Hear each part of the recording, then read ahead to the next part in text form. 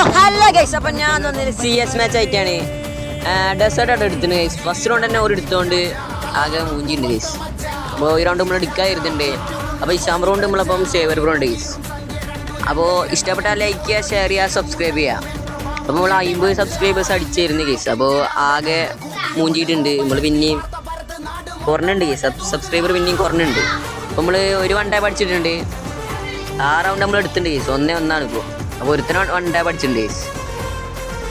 നമ്മൾ 50 സബ് അടിച്ച് കയറുന്നതാണ് ഗൈസ്. അപ്പോൾ ആകെ കുറഞ്ഞ് നമ്മളാകെ മൂഞ്ചിരിക്കുകയാണ് ഇപ്പോൾ. അപ്പം നിങ്ങൾ എന്തായാലും ഒന്ന് പവർ ആക്കുക ഗൈസ്.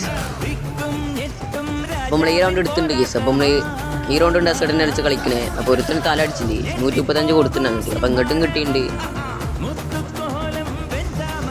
അപ്പോൾ ഇവിടെ വന്നപ്പോൾ ഇതാ സേവർ ബ്രോനെ ഒരുത്ത് അടിച്ചിട്ട് ഗൈസ്.